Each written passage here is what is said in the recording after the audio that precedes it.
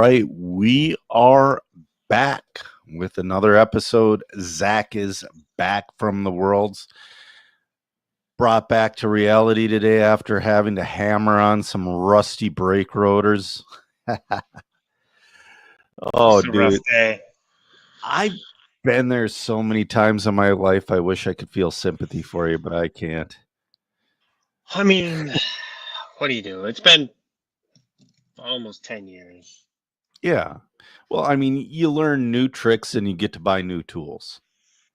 I definitely did not learn anything, but I did get to buy new tools. All right, then. That's when you can always put something into the toolbox.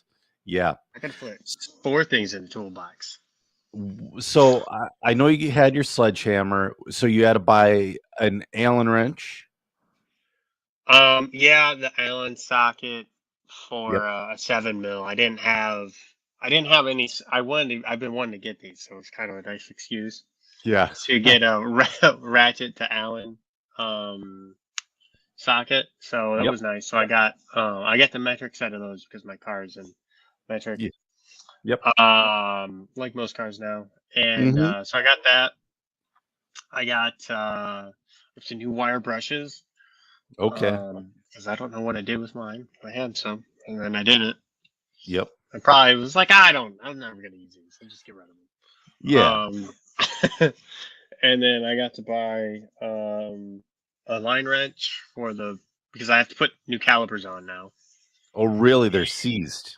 I can't get Oh. the calipers back together, and the caliper compressor piston thing. What do you call those? Yeah, the pistons, caliper Yeah, pistons. no, but the tool that you use to turn the piston Oh, in. yeah, you have a fancy tool. Let's see. I think I've used a C clamp. I started out with the C clamp that I already had, and Yep. thought that it stopped working. So I went and bought the fancy tool. Okay. Um, I've been to the store a lot today. Yeah. All right. Lonnie Walls checking in. Yeah. So you got back from the worlds. When did you get back? Last Sunday? I did. I got back Sunday night at about I got home about 11 o'clock Eastern time. Okay. So first thing I have to ask you, and I don't care about any sides of political views, but what was it like to have people from other countries come to America during the heat of an election? Was it like a discussion in the pits? Was it like, oh man, or was it even brought up at all? There were a couple Americans talking about it, Oh but yeah. there were no. I did not hear anybody else talk about the election at all. Okay. Yeah, 'cause that's pretty rare for, I mean, we're having worlds in America at the same time as one of the most divisive presidential elections of our time. And I'm like, oh man, how's this going to go? It was fine. I mean, everyone That's was good. super nice at the track. Um, yeah, I mean, it was good. Are we doing the world's recap first, or are we doing what Yeah, are we putting that in? we're gonna do the world's recap first, Okay, because because there's a lot of it. I want to hear it, and I don't want to interrupt with my. I mean, I did club racing and whatnot, and we have some news and all that, but I figure we put the first half of the show to your world's recap because I was watching you on Live RC, and admittedly, you started out fairly slow, but you kept picking up steam, and then you take 2 steps back, and then pick up steam, pick up 2 steps back. I'm like, man, what is going on? Is something wrong? So you went there on Monday. I'm guessing Mhm. set up your pits and whatnot, and practice started on Tuesday. So when you got to the track on Tuesday or whatever, how did it go? How did it start? Well, Joe, I see you did not read the schedule. Oh, I So, did not. I know you went on Monday. I know you went on right. Monday because the podcast was the last thing you did Sunday night.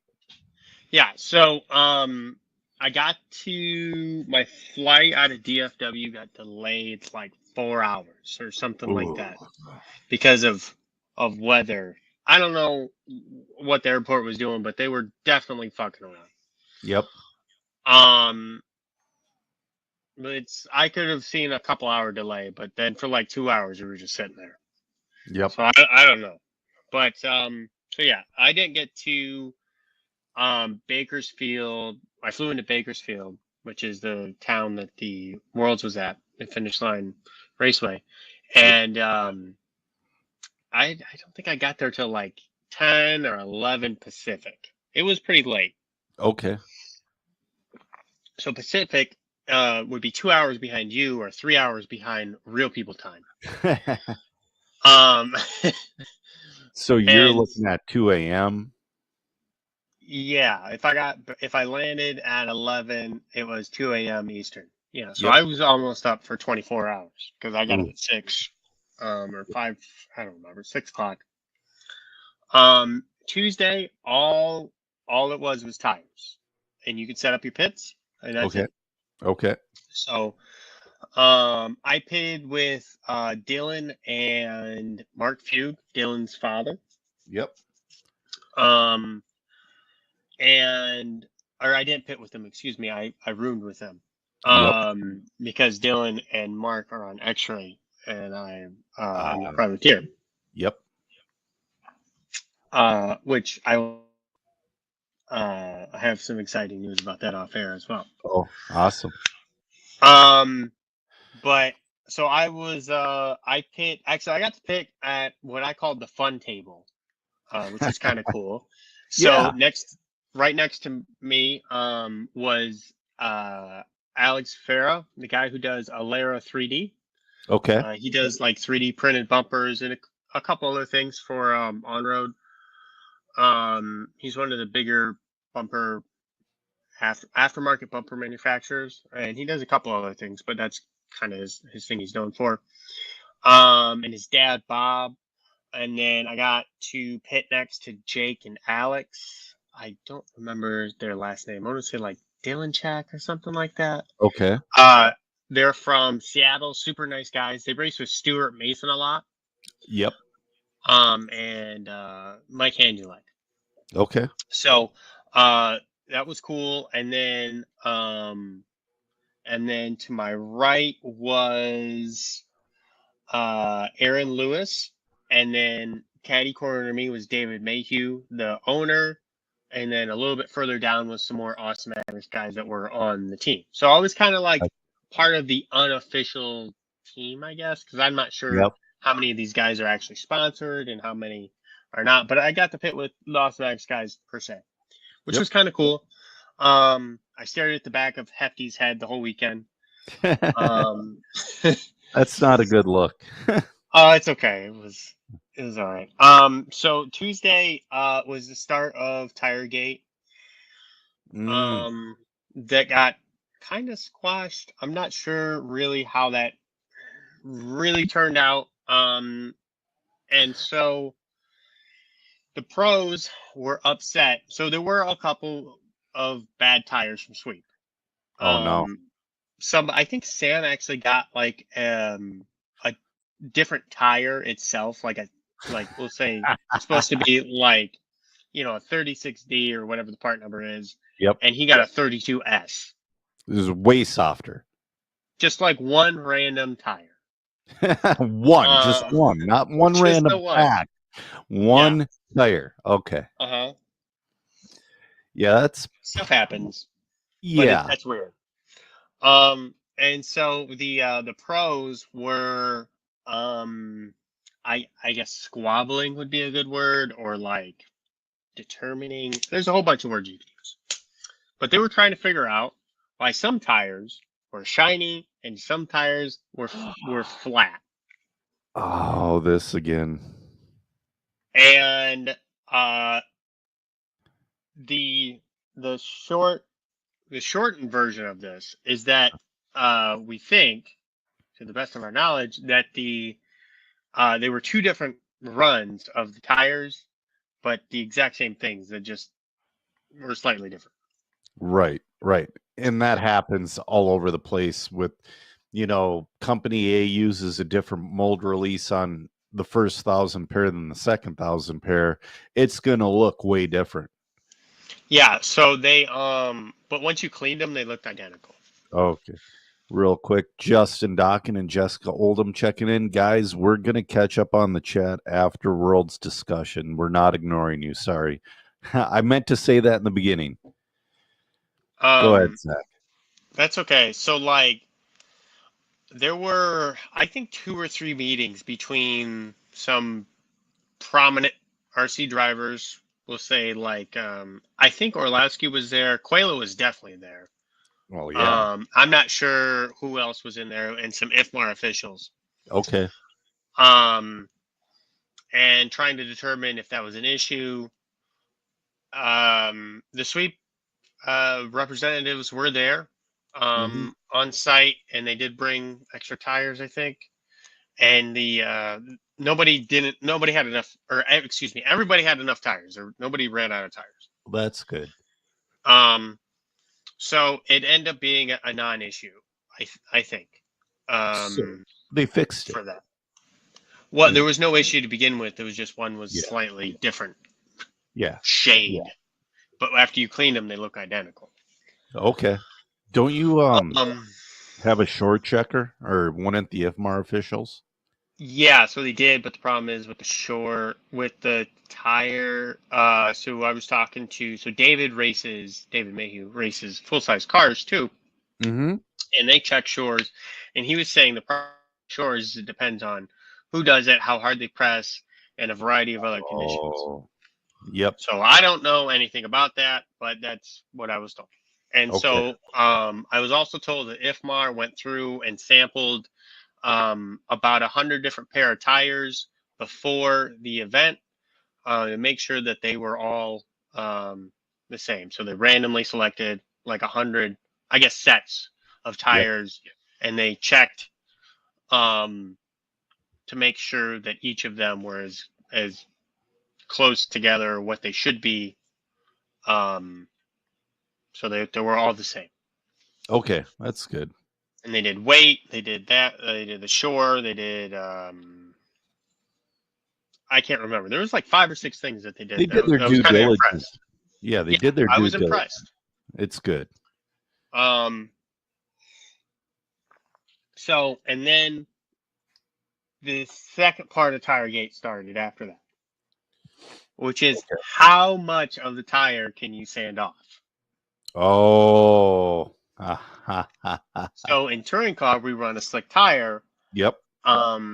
So in generally what we do is we take like a file or something of the sort, and you can cut the center seam off. Some people were Mhm. using like cuticle clippers, and there Oh, were all yeah. sorts of different things. But that was, essentially to get the middle seam off. And then some people were using different methods to gently uh, scuff the tire, which is Yeah. where the discrepancy came in, because you don't know. Well, so are you sanding? Are you scuffing? What's going on? Well, if sanding's not allowed, what I personally would have done, there are two things I would have done. One might be illegal. First thing, I would have put it on a drill chuck and used like a Brillo pad or Scotch Brite to scuff. Or I would have put the tire on an Allen wrench, sprayed it with motor cleaners, spun it, and light it on fire to get rid of that centerpiece. So both of those were potentially illegal and started out to be illegal. Okay. No motor spray, so that's a whole thing. We'll get into the cleaner and additive in a minute. But so the So tire sanders were the spinning tool of choice, not drills. Okay. But same concept, but Yeah. mostly to check to see how balanced they were. Yep. So you want the more balanced tires in the rear in a touring car and the less balanced tires in the front. And then you could mix match all your sets together to get like really good sets. Yep. And then maybe some practice sets. So we're in this good. Sure. And then Yep. the pros, what they did is they traded in their not so good tires for more tires because you could. That's part of Okay. FMAR's thing. Okay. I went through all my tires, so I got 15 sets of tires. Mm-hmm. I marked my I marked my practice sets. And so I went through and I spun all my tires. I had 2 tires that were like that vibrated. And then I Yeah. had like probably 20 sets of tires that very little vibration. Like you Okay. turn the tire sander on, you let it go, you see how much it vibrates. And Yep. it's kind of subjective, but just to see how balanced the tire is on its own. And then I had like all my remaining sets of tires were almost perfectly balanced. Like you turn the tires sander on and it like didn't go anywhere, and you're like, wow. Anyway, Okay. these are the best tires I've ever had that were that balanced. They're never that balanced. Normally, like you're lucky if you get 4 tires that are balanced out of like 4 sets. Sure. Sure. And you can't add any putty or anything to them, and you can't balance them, but you can check to see which ones are balanced. Right. So you had all that, and then eventually it was discussed that you could scuff, not sand, which is to take the sheen off of the tire. Yep. But that was kind of a later discrepancy, which is a big freaking theme the whole week. And Yeah. IFMAR didn't do a good job. I'm not very happy with IFMAR, but we'll get back to that later. Yep. So we'll go to the tire additives and cleaners. So Mighty Gripper V3 Yellow was the only additive allowed. Yep. You could have that specific sauce in your pits for the free practice day only. Okay. I didn't bring any because we were told not to bring any sauce specifically by IFMAR and the track, I believe. Okay. So I didn't bring any cleaner. I didn't bring any tires. I didn't bring anything because I was told don't bring that shit. So I did. Well, and then we get to practice and I'm like, so is there sauce available? Yeah. And luckily they had bought a ton of Mighty Gripper V3 Yellow, and we had plenty of sauce to use for all the practices. Okay. So that was nice. And then on day 1, we had the Worth motor spray or brake clean. I can't remember what they call it, but there's a specific one, but it eats bodies. So yep. Oh, so it's that's not what you would. That's not RC manufactured anymore, like the Magnum Force or whatever. All right. That is Lexan safe. The stuff you get, it's brake cleaner. You can get Lexan safe, but not in California. Yeah, but brake cleaner itself will eat Lexan. I've actually, in the 90s, I accidentally like splattered some on a body and it just melted it. Oh, the hard stuff, yeah. But this stuff wasn't that bad. It did make a couple bodies. It did make a body brittle in a couple spots for me, and I found out the hard way you don't want to use it for your body. So, you could bring, what I found out later in the event is you could bring your bodies back to the hotel and clean them with whatever things you wanted. Okay. But you could not do that in the pits. The only thing you were allowed in the pits was this non-chlorinated brake clean that was switched out in day 2. It's supposed to be about the same thing. I don't know. I use it to clean my chassis and my pit board and clean up my diffs and dampers when I built them up. Right. How far was the hotel from the track? A minute. Okay, so right there. Yeah, it was like a quarter mile down the road. It was great. Okay. There was like 10 hotels, probably 5 minutes of the track. That's awesome. It was pretty cool. Yeah. And so that was pretty much all of the tire day, that Tuesday. Wednesday, so I found out later in the event that we knew this, but the warm-up race was ran clockwise around the track on a Okay. different layout, or maybe the same layout. I can't remember. Yep. Worlds was ran counterclockwise, and they had power washed the track in between the warm-up race and the Worlds race. So I don't there's know why. nothing left.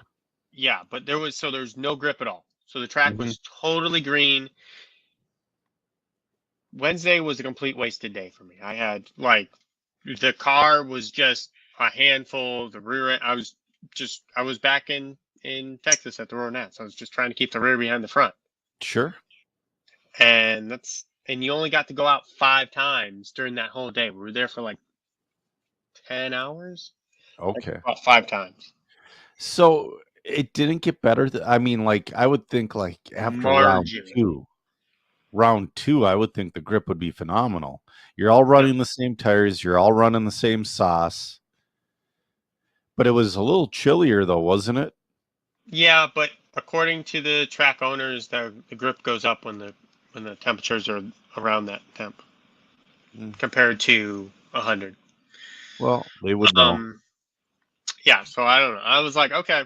And so the whole day I was just kind of like dialing some power. I did a couple small changes to get the car to go around the track semi okay. Try not to change the setup too much. I added some rear toe, diff down. I went from a 10K to a 5K diff, and I took some camber out of the front of the car just to kind of make it more drivable. Sure. But I mean, the whole Wednesday was a wasted day for me. It was okay. The grip was marginally better in Q5 than it was in Q2. Q1 was a waste for pretty much everybody. Right. Especially the first guys out on the track. That was but somebody's got to be first. Somebody's got to be first. You just got to go make laps. Everyone just sucked the first round, and we accepted that was just going to be what it was. You know what I like? At the Hoosier Hobbyplex for that one race that I think it was, or they're doing it for all of them. The slash warm up. Yeah, the slash warm up, and they use slashes for people that aren't going to be at the track or at the race to run the track. No, you can. You can be at the race. I'm sure. Oh, you can. Okay. I'm sure you could do that with like a bunch of local dudes with Vortex with the same tires and the same sauce. Have them go out like, a couple days before. That would have been sweet. Yeah. But that would have ran or even the regular cars. Just you can't do that if you run the event. Right, exactly. But I digress. It's a good idea that they have with the Hoosier Hobbyplex. And I think they do it at Beachline or Beach RC as well. Yeah. Not Beach. I'm not sure. Anyways. So, then Thursday was seeding and 1 round of qualifying.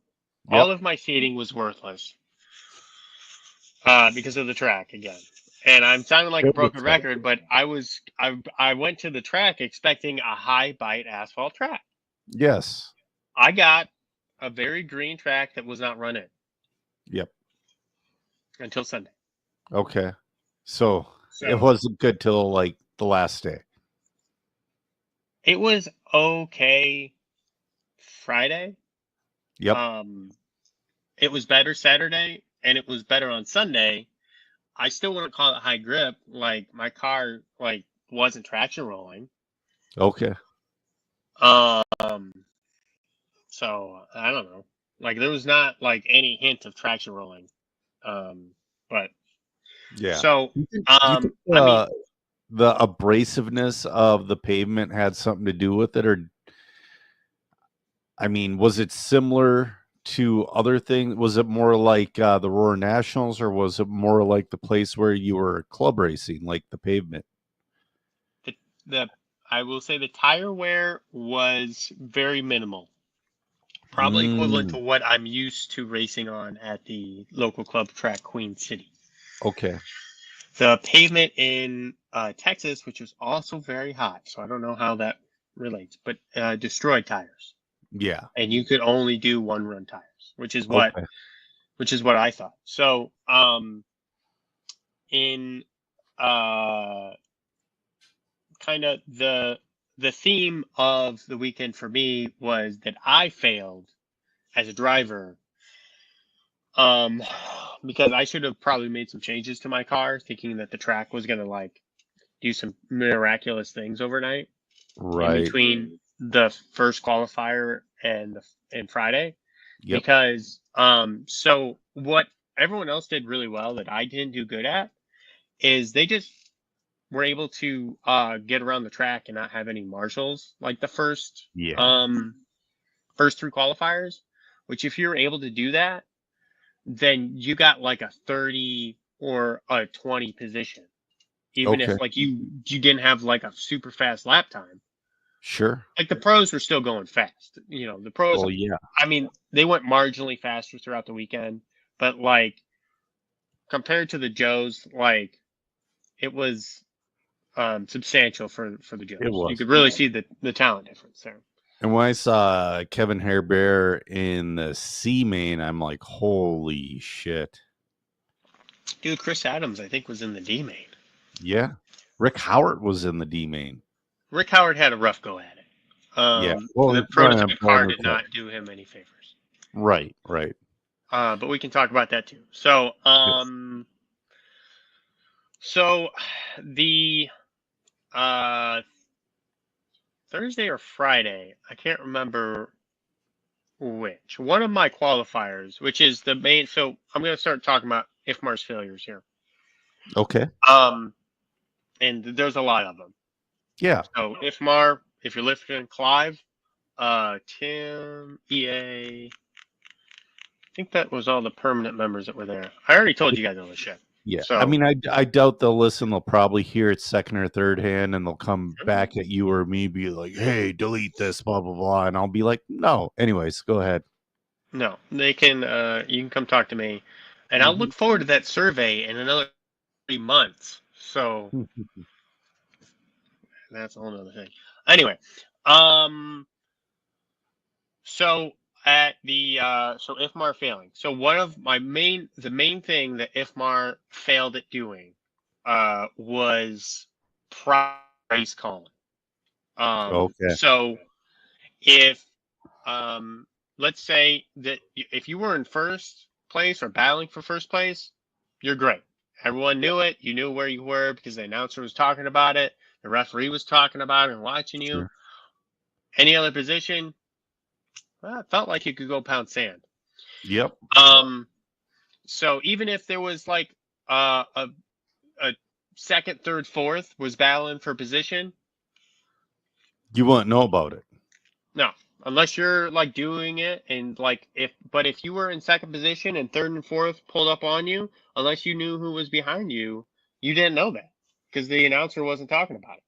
See, as a race announcer myself, and I don't know if Mar works with, I think it's EFRA rules to where the announcer can literally not make the race exciting. No, I don't know exactly what. So there was. We'll get into what the announcer could and could not do. Because that was I talked about it. Right. So after this, so after this race, I was in. So I was leading the race, and a gentleman behind me, and I talked to the guy afterwards, and he's a nice guy. It was just kind of I don't know what happened, but so what happened to me, and I watched the video, and I feel like either the video didn't capture it or I was exaggerating it a little bit, not that much, but a little bit. Yeah. So, but it's hard to tell in the video. So what I felt like is, so I was in the lead for Q1 or Q2, I can't remember. And the guy who was a lap down, who was faster than me, Yep. was trying to race me after I passed him because he kept making mistakes. That's the worst. And maybe it was because I got nervous. Maybe it was he's a better follower than a leader. Like, there's a lot of things that were going on that could, like, what ifs. But the thing we don't know is that, or excuse me, the thing that we do know is that IFMAR did not do their job. And I found out that the referee's job is to call, or not the referee, official, the Well, IFMAR official on the stand. yes. His job, and maybe the referee, I can't remember which Referee or position he did. the announcer and the race director are two Not separate. the They're two right, separate but that is a positions. third person. Okay, yep. Somebody So that should have third called guy, it. Yeah. right, that third guy, his job is to call racing incidents. I Yep. don't know, whatever you want to call them. So that guy didn't do his job that Yep. heat. And so because of that, we don't know the outcome of that race. I failed for sure. Yes. Like, I did not. I ended up getting marshaled like 3 times in like the Oh, last minute. It was terrible. that sucks. But that was me. I failed. I Yep. failed at my job. But would that have happened if the IFMAR official had called this racing? Don't race the car in front of you, which he called the very next heat. We don't know. We don't know. Yeah. So I talked to. I was very unhappy about that situation because I was marshaling. I was like, well, like, I'll ask them to see what can be done about this in the future. And then I was marshaling a race, and the official had I heard over there was 2 sets of PA speakers. Yep. There's one for the drivers and one for everyone else. Yep. And the one for the drivers, the official called, car 1, don't race car 3 or something, Yeah. because it was, he had passed them and it was for position. And I was like, what the hell? Yeah. Where's my call? I was leading. I was the guy everyone was talking about on the PA. Sure. Where was my thing? Yeah. And so I went up and I talked to Tim Corporal from Roar, who I think he's part of IFMAR too, but I don't remember what position. Okay. And I was like, Tim, I'm really pissed off about this. And I explained what happened. And I said, who do I need to talk to about this issue? And Yeah. he said, you want to talk to Reese, which Okay. is correct. But what Tim should have said, and what was discussed later, is if you have a problem, you tell your team manager, and he will talk to IFMAR, which What was team not manager? discussed. So Chris Crowder was the team manager. Okay. And he did a pretty good job, except for a couple of times. But Yeah. that's kind of, Chris is, so real quick side tangent. Chris did a really good job, except for like towards the end of the weekend. I don't know if he got burnt out or just forgot some things, but he did a good job. Okay. Not the amazing job, but when we had questions, he brought them up. If he didn't ask the right questions, all the Americans made sure that they made fun of him for it. As America does. Yep. And so he did a pretty good job. So thank you, Chris, for being the team manager for the US. And so after I settled down, I went over and talked to the referee, Reese. Yep. Or official, whatever. And so I said, and this is how I found out that there's 3 people doing this job. I said, I explained the situation. I said, how come that wasn't called for me, but it was called for the race after? And he said, well, I said, how come the race director called for this position, but not for me? And I don't remember what it is, but I gave the example. Yeah. He said the race director, which is actually Clive, who is like the manager of the race, who does nothing on the PA. And he said, Clive? And I said, no, the guy in the booth. He says, oh, the race announcer. Yeah. And I said, sure. And he said, well, it's not his job either. I said, okay, well, it's supposed to be, what's your title then? He said, like the referee or something. Well, we just call him the referee for this I should have done this forever ago. But anyway, we'll just call him the IFMAR referee. And so he said, well, because Drew has a wheelchair, we had to move the monitor we were using off of the driver's stand so that Drew could sit there. And I got really pissed off because, first of all, don't blame fucking Drew for your stupid ass shortcomings. Yes. It's not Drew's fault at all. And Drew's doing a great job and all that stuff. But anyway, and so I got kind of flustered and I said, okay, fine, you didn't have your monitor. How about listening to the race director when he called that car number 5, Zach Donovan, and the copper and white is in first, and the referee said, well, I don't listen to the race announcer. And I was like, okay, well, how about, did you look at the race? Yeah, but he didn't have a monitor. And I said, well, the racetrack, because if you don't have the monitor, what are you watching? Well, that's way too hard for watching the track. Yeah. So he goes, well, that's a little bit cheeky, don't you think? Or facetious, or I don't. Yeah. And I was like, can you fucking, if you're not going to be looking at the monitor and you're not going to be looking at the track and you're not listening to the race announcer, what are you doing up here? Yes. So I asked them to remedy that situation. Yeah.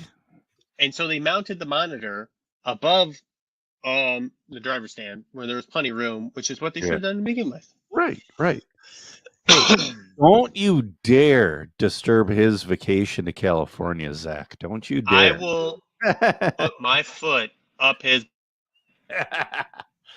Yeah, you will.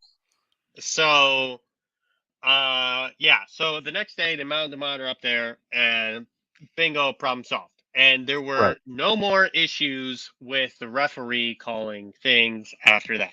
Okay. Of course, there weren't any need for it after that in my heat, but what the fuck? Here we are. Yeah. So anyway. That's first of IFMAR's failing. Okay. I'm sorry. This is a whole, IFMAR, you suck. I want to hear all about it. So let's get to the rule enforcement, excuse me. Mm-hmm. So one of the IFMAR rules is that you can only have one chassis in the event. And if you have damage to that chassis that's beyond repair, so like a slight bend, tough shit, you got to run that chassis. Right. It's bent in half from an accident, and you have an identical replacement to that chassis. Yes. As long as the IFMAR tech official, who is Aurora tech official, approved it, and I think maybe Clive or somebody else from the IFMAR board, you could replace that chassis, and you had to turn in your old chassis when you were done until the end of the event. Gotcha. Which did happen to at least one guy. Yep. Which was, he was using a steel chassis, and there weren't very many of those floating around. So that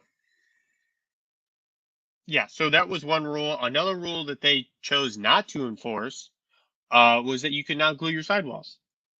You could not? Could now. Yes, you could. Now. You were allowed to. But again, in the rules, it clearly states you cannot. Right. So in the short of it, those are two examples, but they pick and chose which rules they wanted to follow and which rules they wanted to have amendments to at this event. Well, because they hide certain rules in certain places. I don't know what the hell is going on, but if you're going to pick and choose, if everyone's got a whole issue about the chassis rule, well, let's just make an amendment for the event like you did the tire gluing thing. Right. What the fuck? No. So they pick and choose which rules they wanted to follow. And then you were given all 12 of your race sets of tires at the same time in the morning. And there was nobody watching the gate.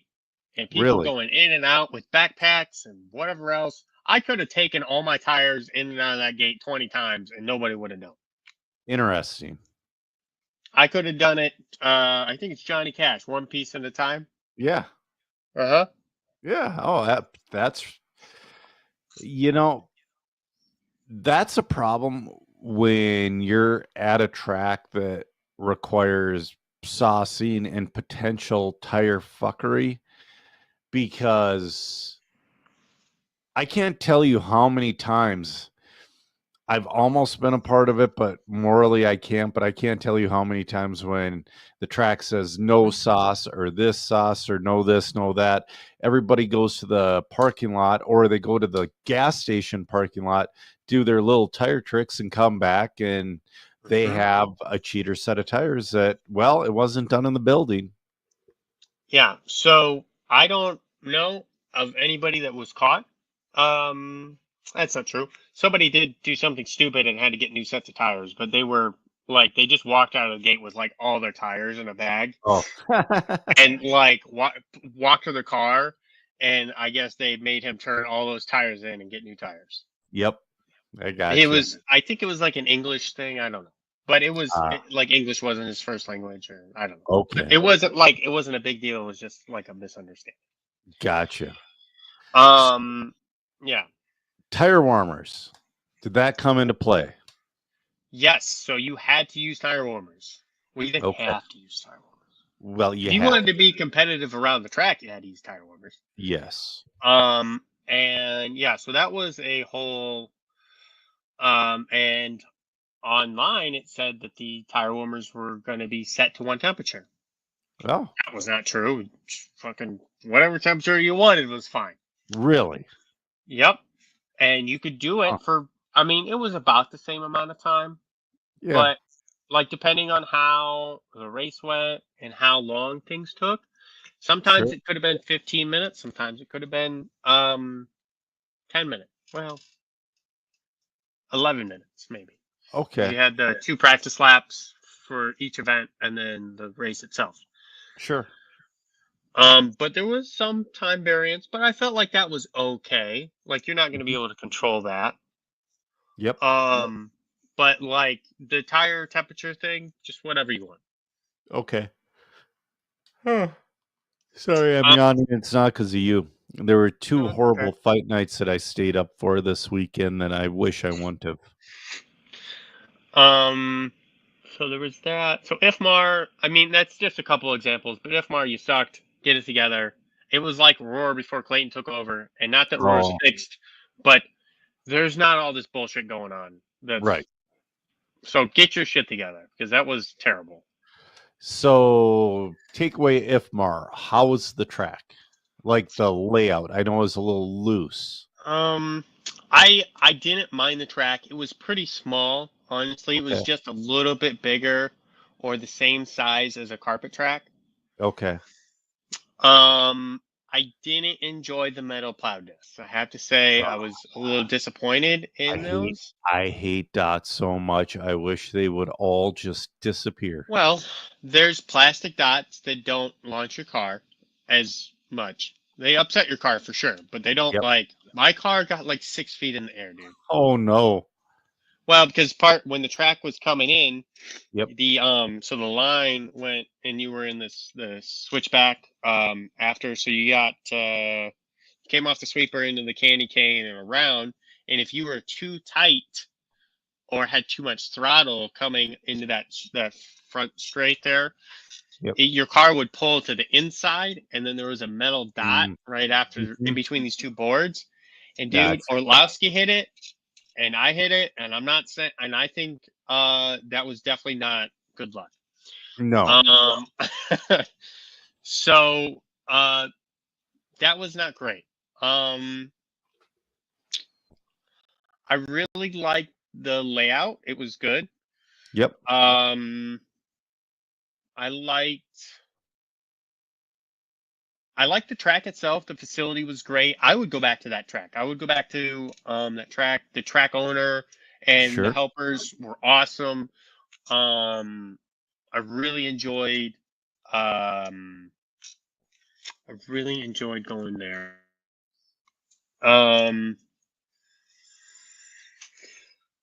That was my worst thing was that the track took a long time to come in, which was the same for everybody, and I understand. Yep. But then the metal dots, which I felt like could be updated. I do have Right. to be right back though. Yeah, that's fine. I'll catch up with the chat here. Joseph saying like losing the X on the tires 25 years ago with the low Z. Kurt Roberts checking in. Peter Bartel checking in. Finally caught us live. Gary says, good thing IFMAR don't call oval races. Holy crap, I had the most fun calling oval races last night. But the thing about it is, guys, I'm not ignoring the chat. I just want Zach to go and talk without losing his train of thoughts on these things. But I do want to talk about my oval day yesterday. We're going to get into that a little bit because you know what? I didn't have that great of a day racing, but holy crap, I had so much fun announcing. As an announcer, oval racing is more fun from race to race to announce than off-road or on-road. There's something I want to say I call 8 to 10 mains, and there was only one main that was a little bit of a snoozer.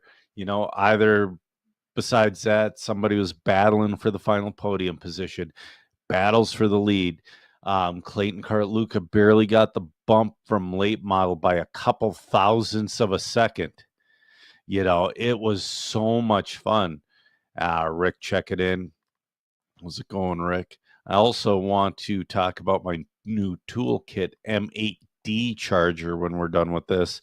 We got some fun little rumors going on with silly season with drivers and silly season with companies, but we'll talk about that after we are done talking about the worlds. All right. So, besides that, I mean, the event was pretty good. I really liked that they had a food truck there. That was awesome. Yep. And the, there was a little hobby shop. Okay. All of it was all in all pretty good. Mains, racing wise, it was kind of like a snoozer. There wasn't a lot of action going on in the heats. Yeah. It was qual points. I mean, there was some, but not a ton. Yeah, it's some in the mains. Yeah, you got a lot in the mains. So, A1. I'm sure you guys all watched the video of Coelho punting Orlowski. Well, the thing about that is, so I watched it objectively, okay, a couple of times. I didn't watch it in slow motion, but to me, it looked like Coelho got loose, or I can't say hesitate, because if he hesitated, well, they have to hesitate behind him.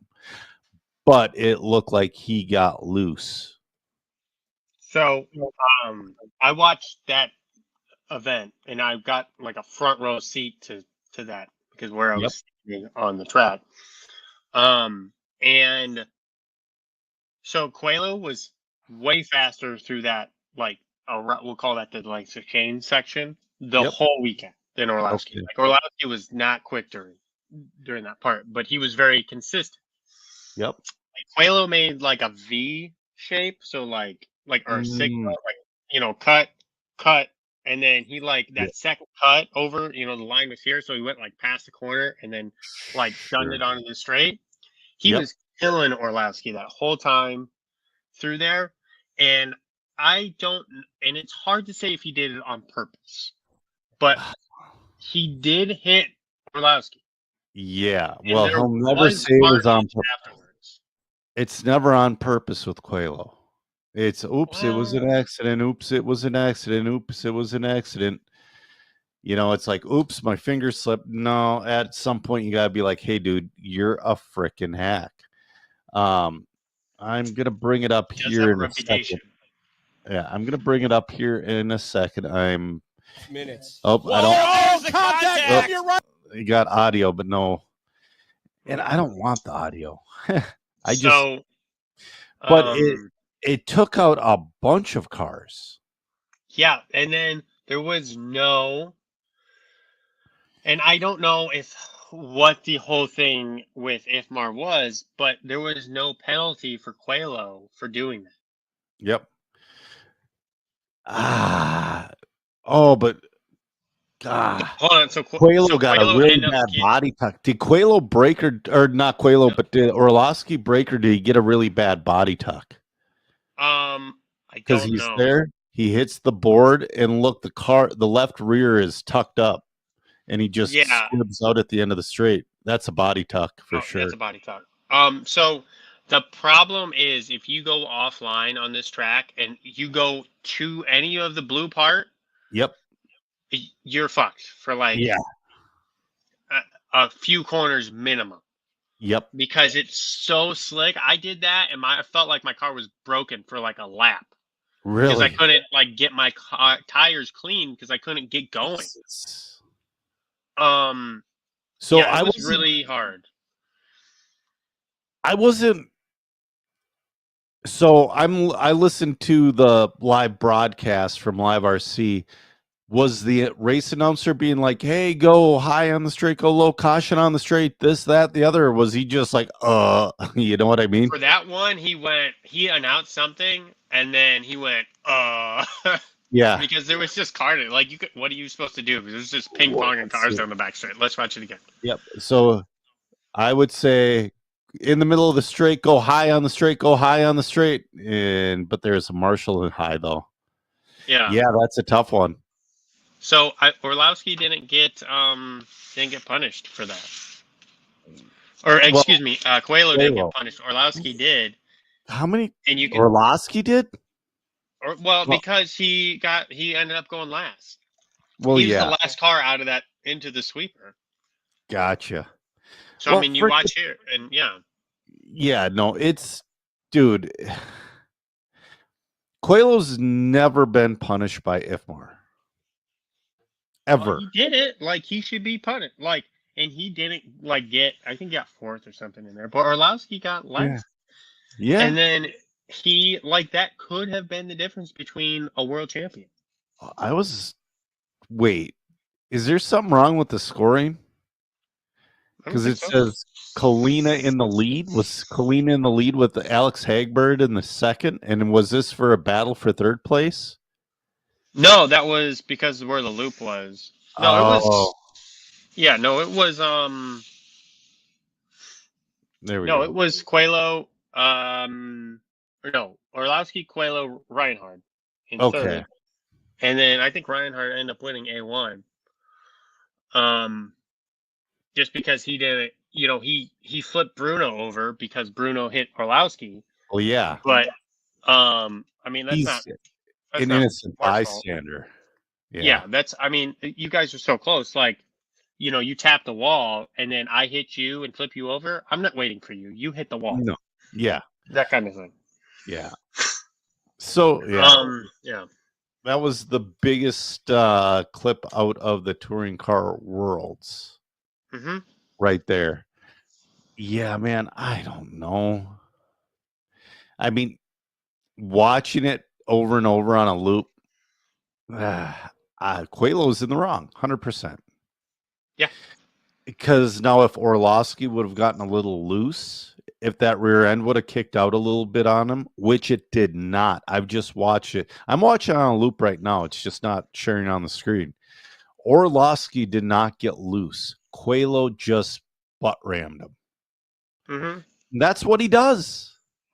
But, you know, um, no, Those guys are so good. It's hard to say what's intentional and what's not because right.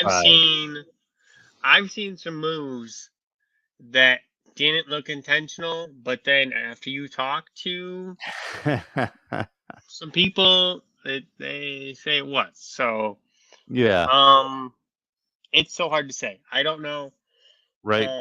if it was or wasn't, but it wasn't penalized, and it doesn't matter if it was intentional or not because it happened. Yes, it happened. This isn't cheating.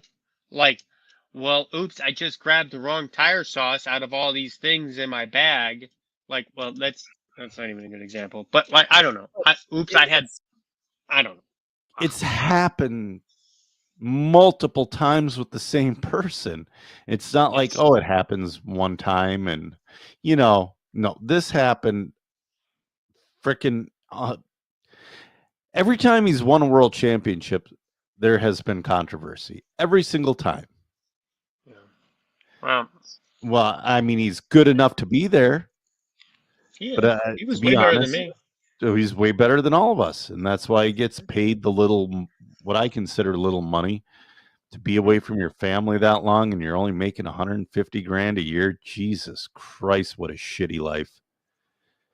Yeah. But you're doing what you love. So is it shitty? Yeah, but at what point does it stop? You don't. I don't know. To be That's the thing. honest, You I don't think this would see. be a great topic for another podcast. It would Because be. we're gonna run 3 hours if we do that. Yes, I'm looking for it because I thought Circus had spy shots of the TC8, but they do not. It's Red RC. Red RC. Okay, I'll bring that up. Yeah. So let's start talking about the TC8, and we'll So there were a bring that. lot of prototype touring cars there, or pre-production touring cars. Sure. I think we can say that after talking to Kyle, I think we can say the TC8 is now pre-production. Okay. He said the only thing he wanted to change from the prototype version is the sway bar mounts from bushings to ball bearings. Okay. Okay. I like that. Well, he said he was trying to save money and also save weight on the car and center of gravity. And I was like, and then he like butted in, but it's way better with ball bearings.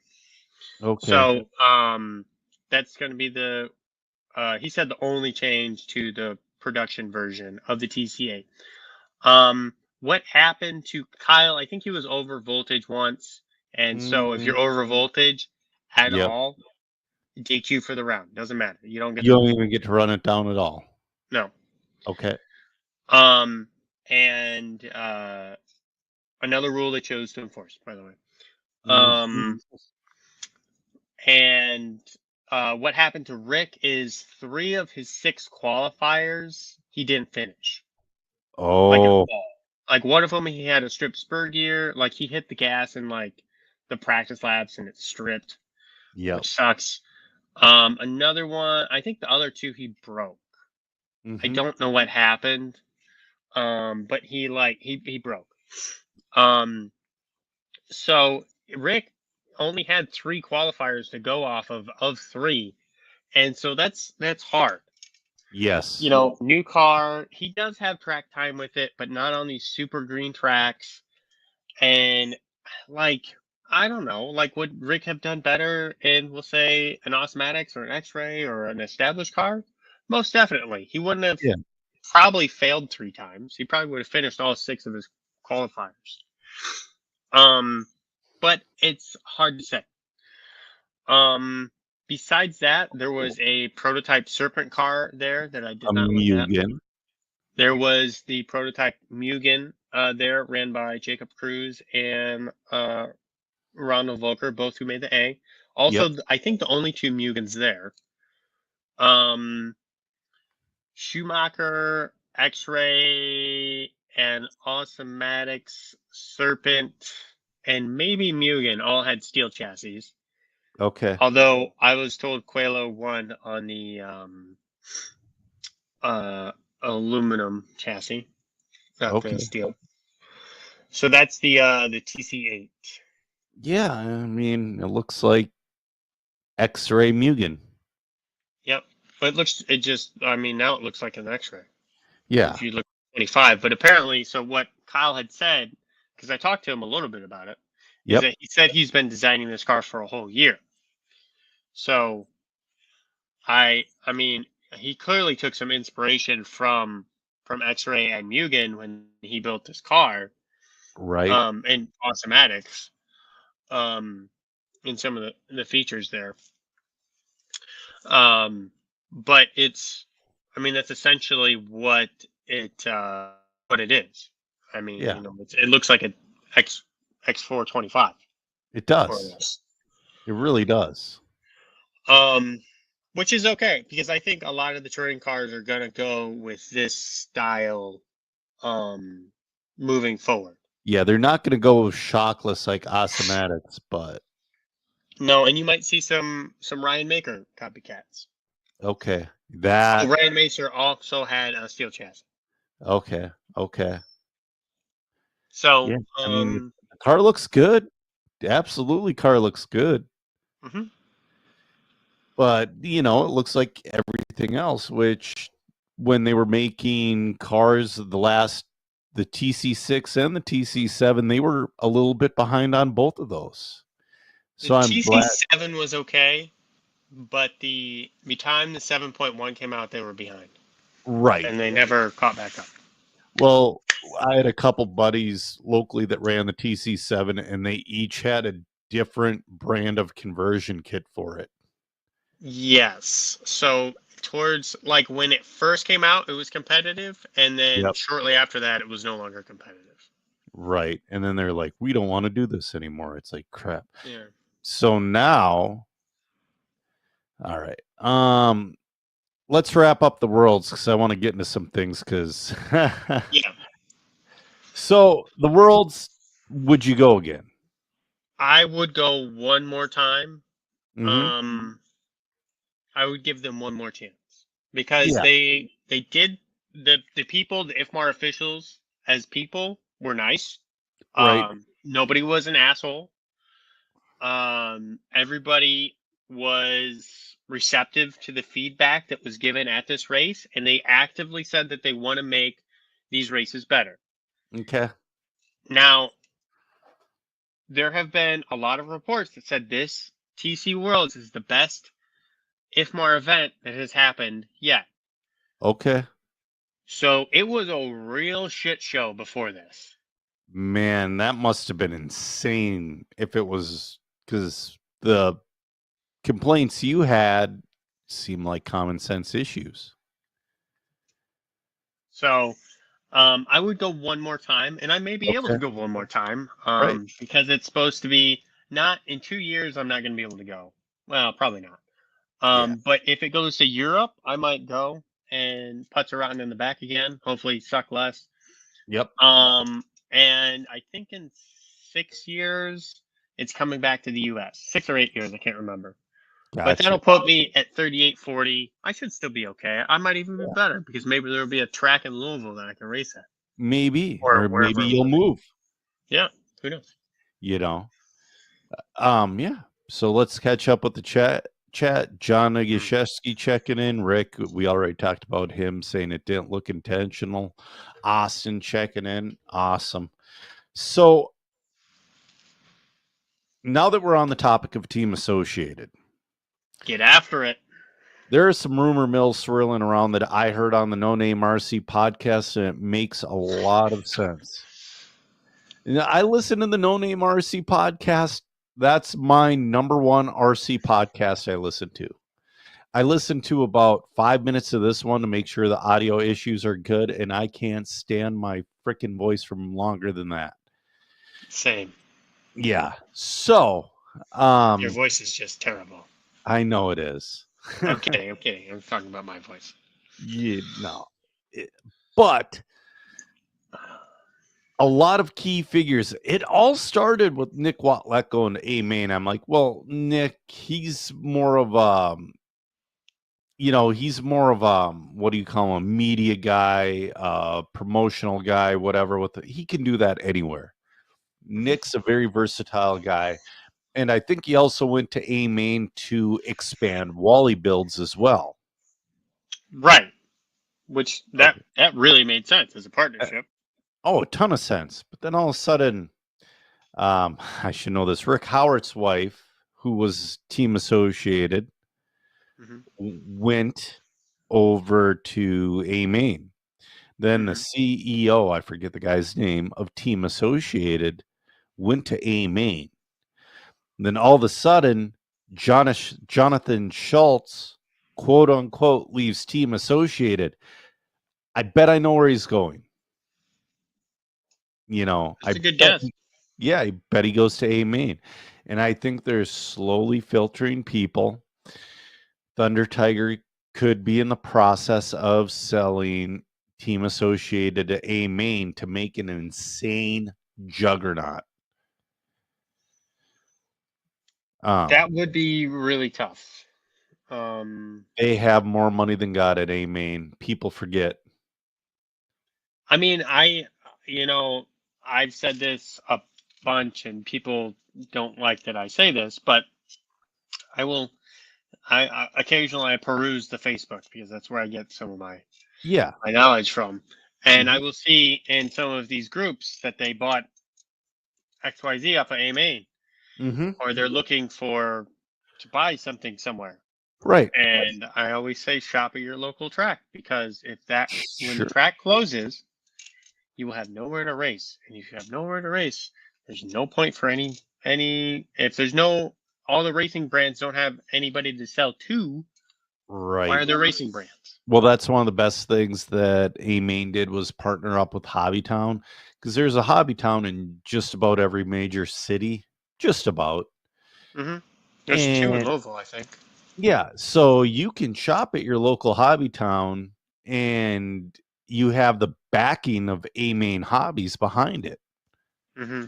But But a lot also, of those hobby towns don't have tracks, and a lot of the hobby towns are more yeah, hobby focused. yeah, sure, Includes sure. models and trains and action figures, cards. Yeah. Um, yeah, Austin said he tried to buy from a hobby store at the track, but that didn't work. Yeah, well, and that's the thing too. So our local hobby shop that we used to race at, they let their inventory run dry, but that's a story for another time, you know. It happens. I mean, bad management is everywhere. Yep. And A Main, I mean, is kind of the right place at the right time. You know what? I'm not like, I don't dislike A Main. I wish DRC products were sold at A Main. Right. I don't know, like, that's a hard quandary to do. I mean, that would be really awesome for DRC. That would be a great business opportunity. Um, but if you can't buy at your local hobby shop, buy from a small business at least. Buy from like Yes. DRC, for example. You know, A Main doesn't sponsor events. They sponsor a shit ton of events. Don't get me wrong. Yeah. But I think I sponsor about as many events as they do. Last year, and I think this year, we sponsored about 100 events, or will Wow. have sponsored 100 events. Okay. It's different racing disciplines, you know, some Yes. drag racing, off-road, on-road, oval, both types, 8 scale. I think we did even a couple of things, and we did some international races, being Canada, Mm-hmm. and a few other things. But there's, I mean, A Main's, you know, they're not sponsoring, and you know what? They're not doing the Rising Star program. They're Mm. not doing, you know, like there's some pop up tracks here, like our team driver, um, Dave Coleman has a pop up oval track at Sure. DVC Motorsports, I think.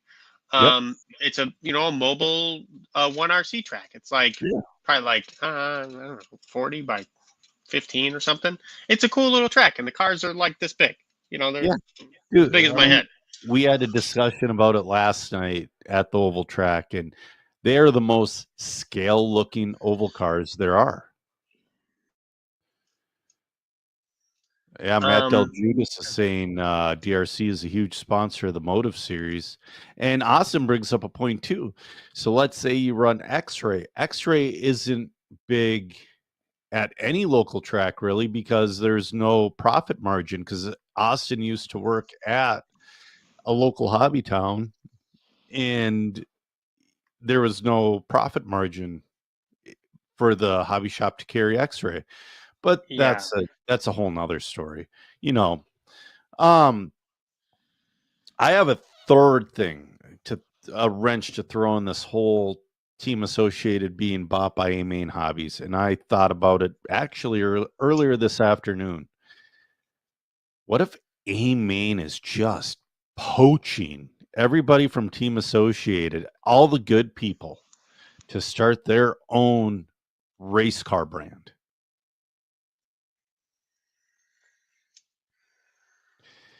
That's a third option not many people have thought about. Do we would that be good? I don't know if it would be good.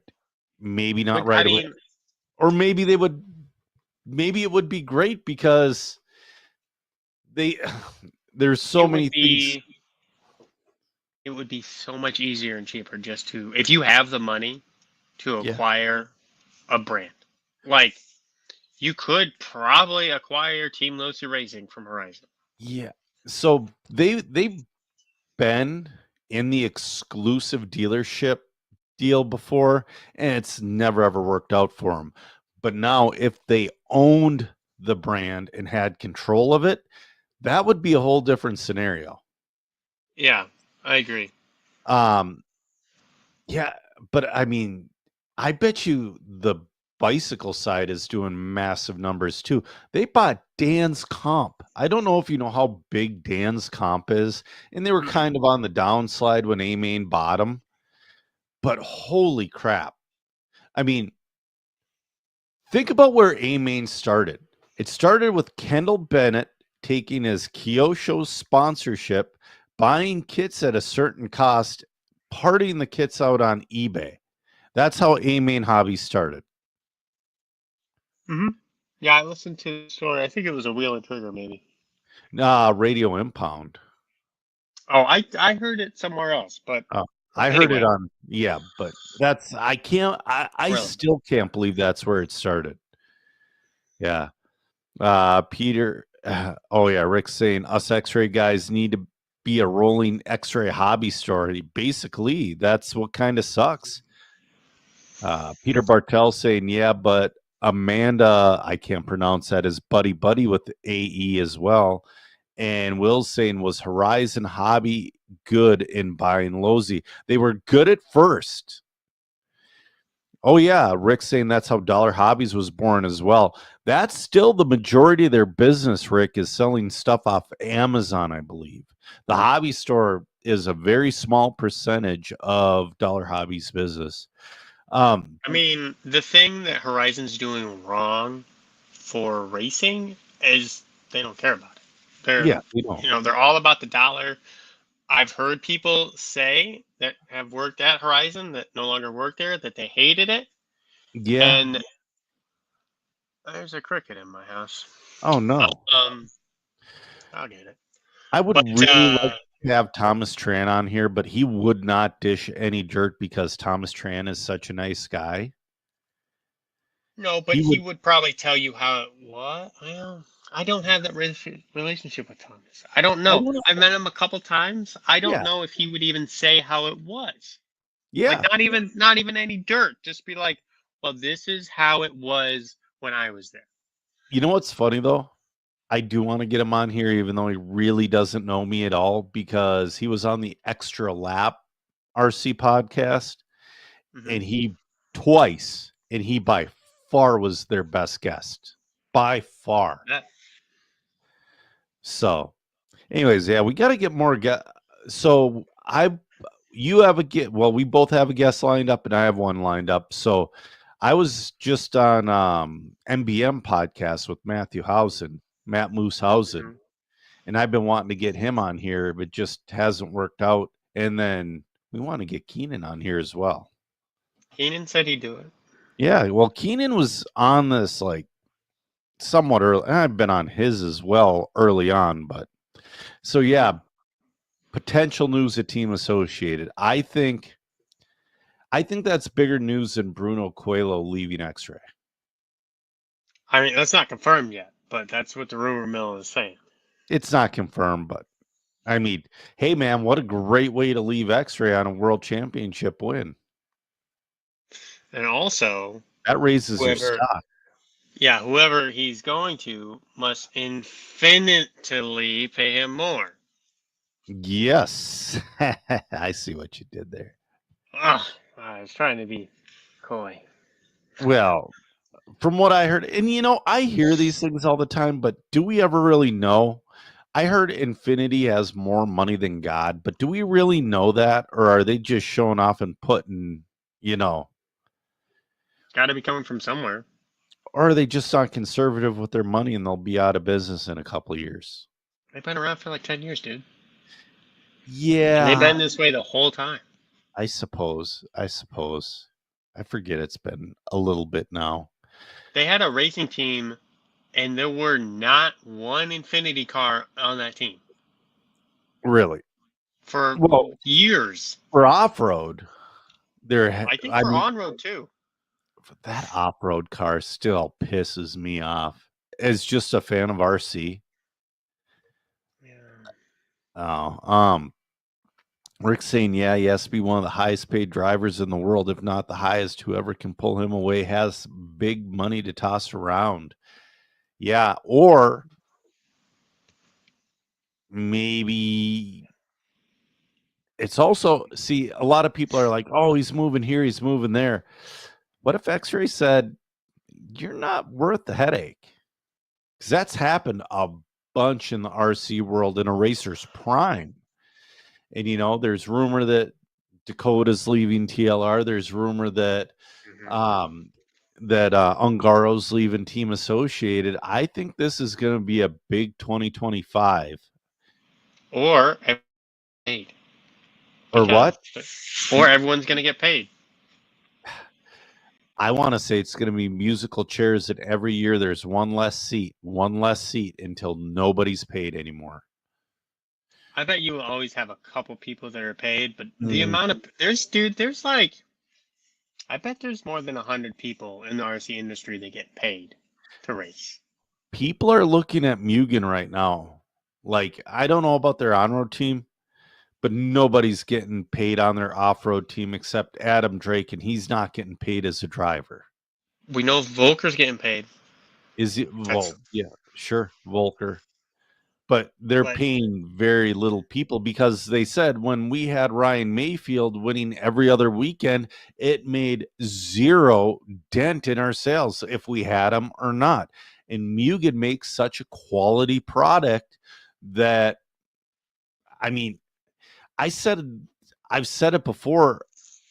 If I go to a regional race with 160 entries and top regional driver for team A is kicking the shit out of top regional driver for team B, let's say they're equal talent, I'm going to be like, hey, I'm looking at team A. I don't care what any pro does. I don't.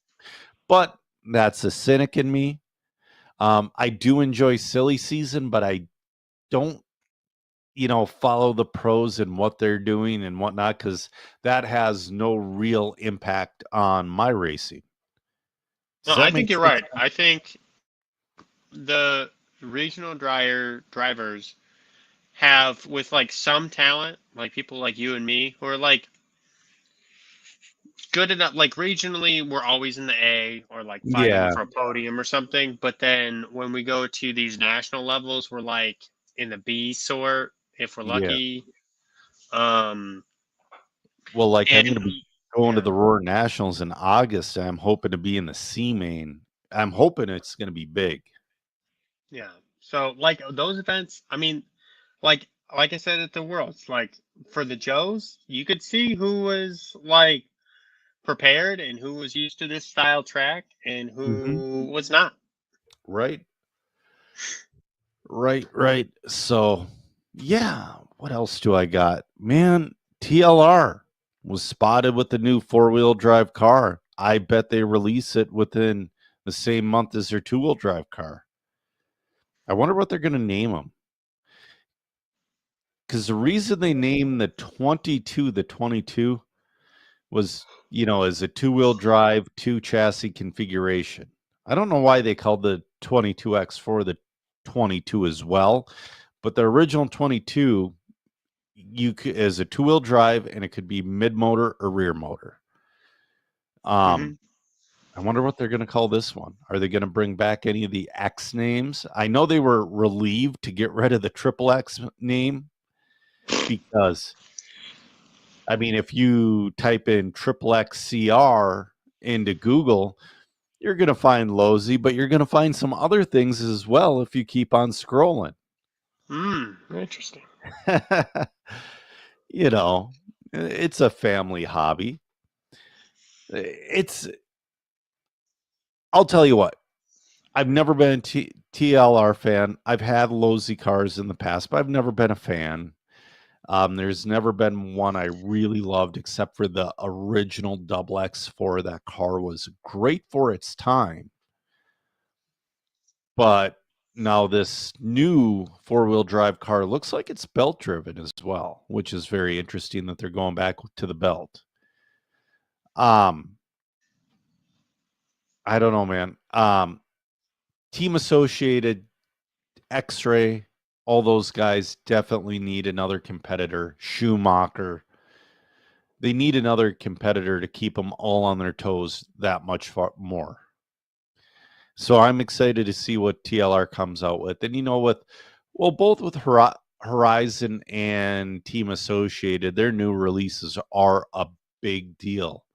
Like that 7-part series for the B7, that was so freaking cool. That's YouTube series sold a lot of, let's be honest, not ready to be produced cars yet. Because the first Just like run, X-Ray. huh? Just like X-Ray. Yeah, X-Ray does a great job as well. Yeah, Schumacher just releases a new car, and they're just like, here you go. It's no big event for Schumacher, even though their cars are wonderful. Yeah, I think that X-Ray has finally learned. I think they dropped the ball a little bit this year on the releases. I think the 24, Yep. when they did those like how it's built videos and like as teasers, and then some of the other stuff was really cool, but I think they did too many of them and it Right. took too long. And then I think Team Associated really capitalized on that marketing strategy that X-Ray kind of developed for the RC world, and sold a lot of those kits in the hype. Right. I have a couple more things. This one's cool. EFRA is looking to modernize 112 scale bodies. Mm-hmm. So that's cool. It's definitely going to be cool to have. Josh Cyril tried it, I don't know, 15 years ago or something like that. And it didn't work out because it wasn't as fast as the wedge. And everybody's like, but like, who cares? yeah. Well, if the wedge becomes non-EFRA legal, if it becomes illegal, and everybody has to run a modernized body, that would be cool. And I think other organizations should follow. I think, yeah, that would be really cool to have cars that looked like something. Yes. And back to the 1RC. That's why 1RC is so damn popular, because I don't think are you into real, like, full scale dirt oval? No. I know a little bit about it, but I'm not. Yeah. Like, I don't follow it. I'm fairly into it, but their cars look like full scale cars. They really do. And like, I have a Midwest modified that, I mean, it kind of looks like one, but not. It doesn't look like a modified like a 1RC does. I have a sprint car that it looks like 80% of a sprint car, but not this. You know what I mean? It's not the same. I don't know. I really hope it takes off throughout the world. Yeah, I just have one more Scotty's Mud Boss shootout. A little low on numbers. They opened up entries to other classes. Take away my personal feelings. This is what I'm going to say. Your average Joe that makes 75 grand a year, that races RC on the weekends, maybe one class, 2 classes here, there, your average Joe has to save 4 to 6 months to make that race, or put it on a credit card, which is absolutely, I can't say it's stupid, but it's pretty fucking stupid. 2 months is not enough time to be opening up that entry, and he's still keeping it a week long or 5 days, whatever.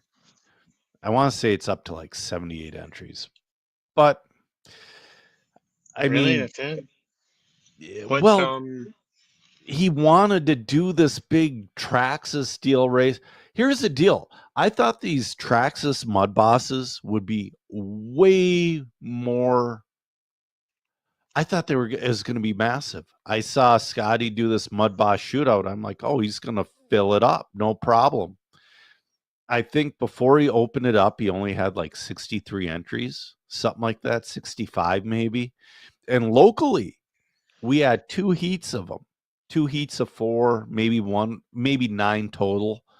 I was expecting to see like 40 of them, literally, because the buzz around them when they first came out, everybody was so pumped on it. Mm-hmm. Because a lot of people are like, oh, I can get this buddy into oval and they look so real and all that. And then they're not. I mean, they're popular, but not, I would say 10% is what we all thought. So I don't know, man. Personally, yeah, I don't like to be thought of as an afterthought myself. I've dated enough. I dated enough women in the past that were absolute hoes that treated me like an afterthought. And it's a really icky feeling. And this has kind of a similar feeling. Not the same. Don't get me wrong. Not the same. Because this is RC. It's not. But it's like, well, you knew. Like, when you opened up entries for the Chili Bowl and this Traxxas shootout, you knew you were immediately in trouble. Because the Chili Bowl sold out in 2 hours. And he opened up the entries for the Chili Bowl earlier this year too. And he opened it up in August. He opened up the entries for the Mud Boss shootout, I believe, at the same time, if not a week. But you knew immediately that this was going to be a flop. If you have any kind of like forecast sense. Now, if you would have opened up these entries at the end of maybe the mid-September to end of September, it's like, okay, I get it. But to do it in November, I don't know. There are 9 mud bosses. I know. That's not a good look. Hey, Jordan. He had to. There was, yeah. Of the 89 entries, 9 of them are mud boss, so 76 are not mud boss. Yeah, they're up to 89. When I looked last, it was in the 70s. They had 1 heat of late model and 1 heat of sprint. Was it 89? Did I misread it? No, I said I looked last, I think, on Friday. Okay, it doesn't matter. But still, not even 100 entries. That sucks. Yeah, and it's going to be a week. That's going to be a real, I don't know, Scotty. I want your stuff to do well. I really like Scotty as a person, but if I see that, I'm trying to cancel this shit because I'm not going anymore. Well, I mean, you're spending a week in Oklahoma. It's not expensive, but it's still a week worth of cheap hotels. When is the event again? It's in January. The first week of January, because the Chili Bowl's the second week of January. I think that's probably the problem there. I think so as well, but I think he only has a space for the certain, and he had the thought that the people who are going to race a Mud Boss shootout were not going to race a Chili Bowl. But your serious oval racers want to be at the Chili Bowl. I don't know about this Mud Boss shootout. Yeah, Jordan make a point. He goes, a week at hotel is still a minimum of $700. Yeah, and even if you can split that, to go like to the Worlds, just for example, it was over $2,500. Yeah. Real quick, I forgot Hotel to flight, ask you, where did you go? Did you do jiu-jitsu like you were planning? Mm-hmm. Where'd you go? Yeah. I don't remember. We went. I kicked Mark's butt, which is all you That's really good. need to know. Not really. It was. I did tap him, but Yeah. I landed him in a perfect armbar because Oh, um we were doing a spider guard okay, um gotcha. Yep, yep. to Spider guard. So you're doing a spider guard no gi, or were you in the gi? gi. Yeah, gi. Oh, gi. I was gonna I do say. spider guard in the gi. Yeah, and I don't think you could do it in no gi. Yeah, I was gonna say that's really I mean, freaking weird kinda. because you need the Not really. sleeves. You got to have Yeah. the grip of No, we death did on the gi. wrist. Yeah. Okay. Yeah, we did spider guard into.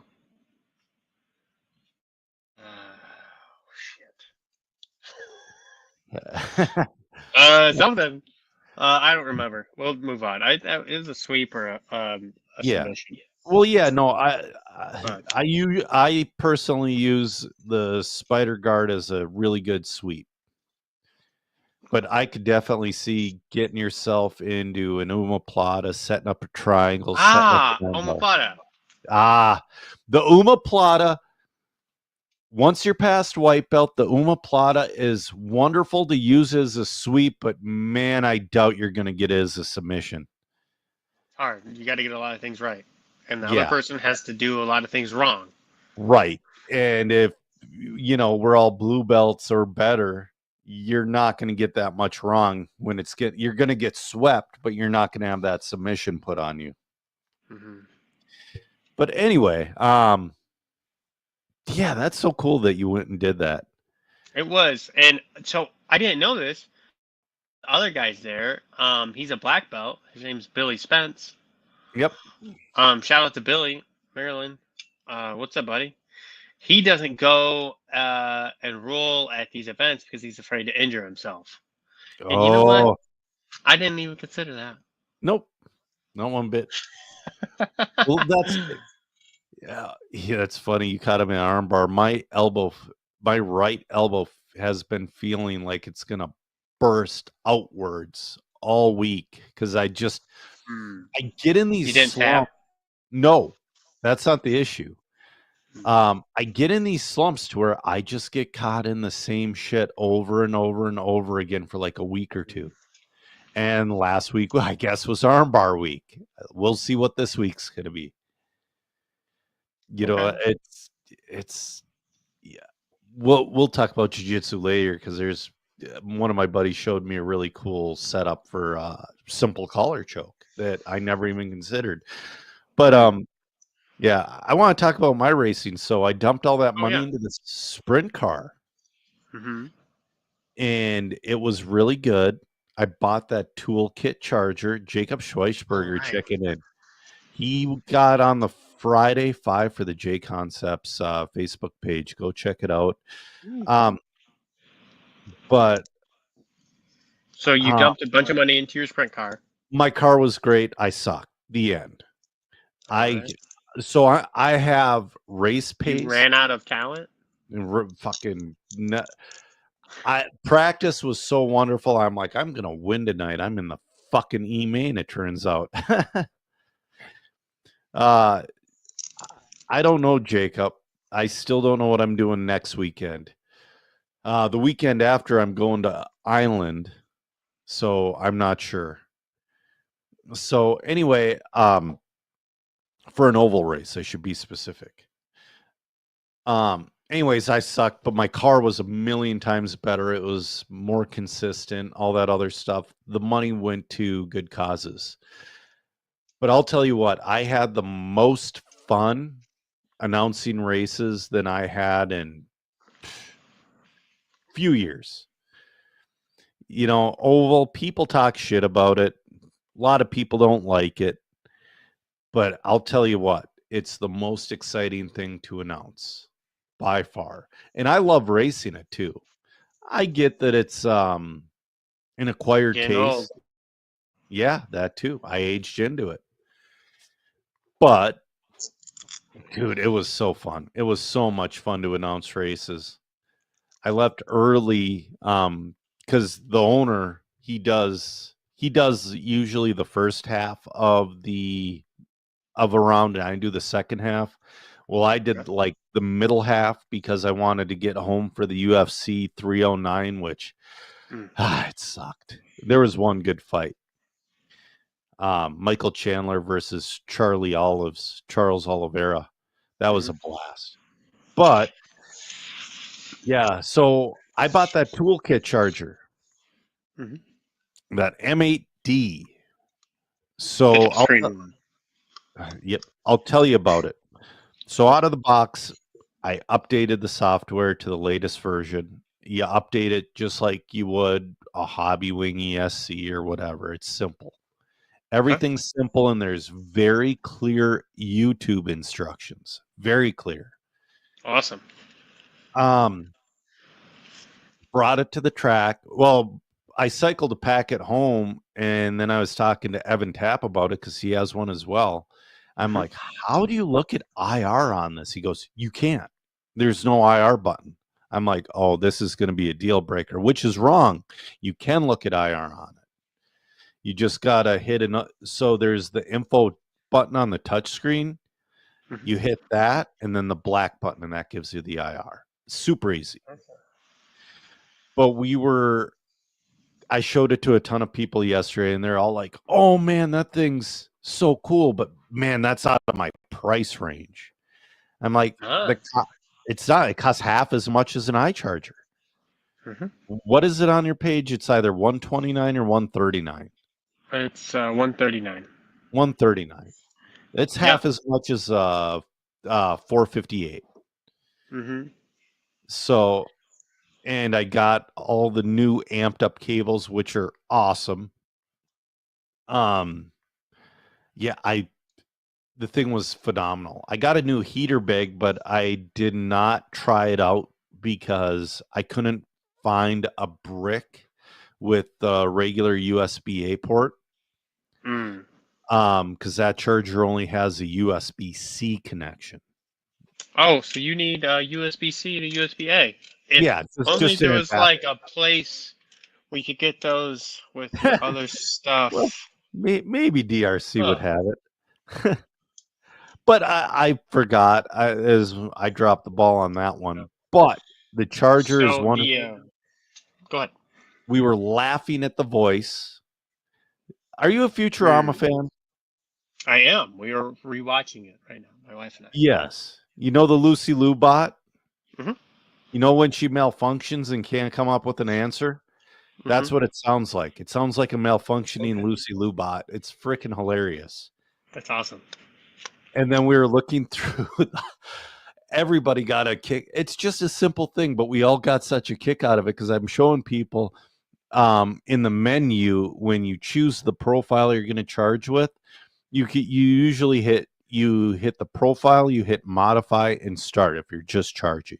But if you want to do something else, you hit the options. It's charge, discharge, storage, cycle, and then it just says destroy on the bottom because you can safely destroy batteries with it.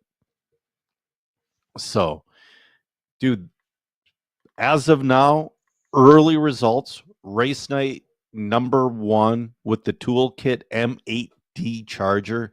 I couldn't be happier. Awesome. Really simple to use. It's different than the iCharger, but it's really simple to use.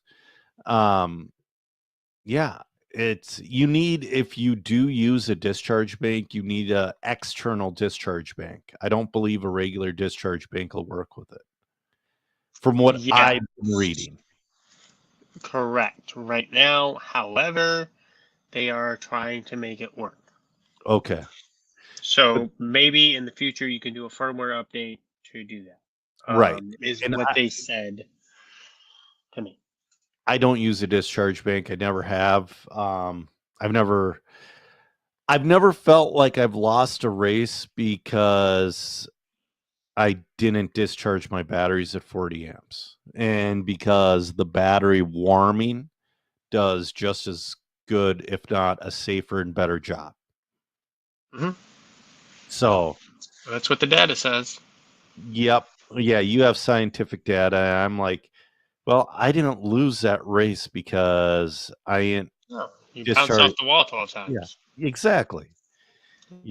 Now if I'm running 98, 99% efficiency, which there was a small period where I was there with the wheeler, but that was a very small, like year and a half time, like 21 to 22, I was doing very well like that. Ever since then, it's like, eh. But yeah, toolkit charger. I can definitely recommend the M8D because that's all I've had experience with. But it didn't do anything funky or weird. Nothing. It was great. Awesome.